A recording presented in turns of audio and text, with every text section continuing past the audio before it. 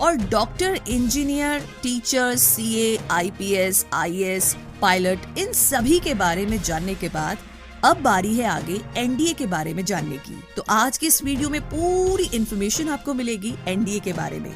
NDA Bharat के top post में से एक है।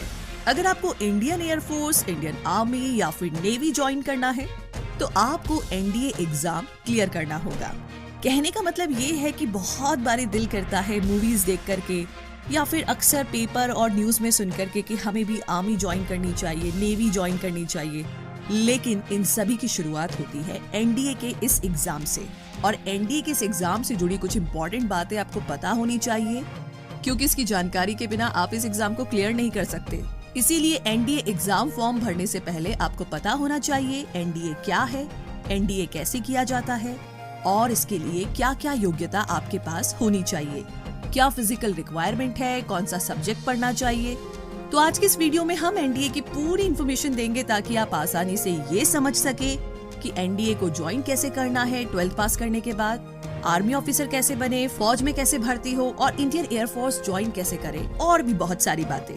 कुछ स्टूडेंट पहले से ही स्कूल में पढ़ाई करते वक्त ये सोच लेते हैं कि आगे जाकर के क्या करना है और उसी हिसाब से पढ़ाई भी करते हैं ताकि आपको आगे जाकर के किसी भी तरह के एंट्रेंस एग्जाम में कोई भी दिक्कत ना हो, आप आसानी से एग्जाम क्लियर कर लें और जो आप पढ़ना चाहते हैं उसकी पढ़ाई कर सकते हैं। सेम इसी तरह अगर आपको एनडीए ज्वाइन करना है तो आपको अपने मैथ सब्जेक्ट को काफी स्ट्रॉन्ग बनाना होगा और साथ ही और भी दूसरी चीजें आपको करनी होगी। तो सबसे पहले जानते हैं कि आखिर एनडीए है क्या। एनडीए, जिसका पूरा नाम है नेशनल डिफेंस एकेडमी, जिसे हिंदी में राष्ट्रीय रक्षा अकादमी भी कहा जाता है, जहां पर इंडिया की 3 पॉपुलर सेवाएं थल सेना, नौसेना और वायुसेना में जाने से पहले एक एग्जाम लिया जाता है जिसे आपको पास करना होगा, जिसे हम एनडीए कहते हैं। अगर आपको भारत की सेवा के लिए थल सेना, वायुसेना, नौसेना में जाना है तो इन सभी सेवाओं में जाने के लिए हर साल 2 बार एनडीए के एग्जाम्स होते हैं और ये यूपीएससी करवाती है। लेकिन इस एग्जाम में बैठने के लिए कुछ शर्तें होती हैं, यानी कि एक योग्यता का क्राइटेरिया होता है। तो आइए जानते हैं एनडीए एग्जाम में बैठने के लिए योग्यता के क्राइटेरिया के बारे में। आप अविवाहित यानी कि अनमैरिड होने चाहिए, तभी आप इस एग्जाम के लिए योग्य है। इंडियन आर्मी के लिए 12th पास होना चाहिए किसी भी सब्जेक्ट में। इंडियन एयरफोर्स और नेवी में भर्ती होने के लिए 12th में फिजिक्स और मैथ्स होना ही चाहिए। फिजिकल फिटनेस अच्छी होनी चाहिए। आपकी उम्र 16.5 साल से 19 साल होनी चाहिए और एज लिमिट के लिए यूपीएससी की वेबसाइट भी आप चेक कर सकते हैं। आपकी लंबाई कम से कम 157 सेंटीमीटर यानी कि 157 सेंटीमीटर होनी चाहिए।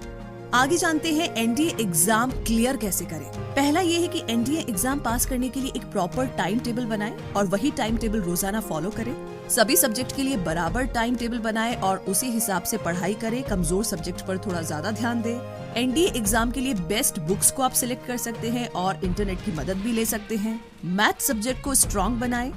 11वीं और 12वीं में मैथ्स की अच्छे से पढ़ाई करें और उसे अच्छे से समझें। एनडीए एग्जाम के पुराने साल के क्वेश्चन पेपर सॉल्व करें और सैंपल पेपर सॉल्व करें ताकि आपको एग्जाम का आइडिया हो जाए।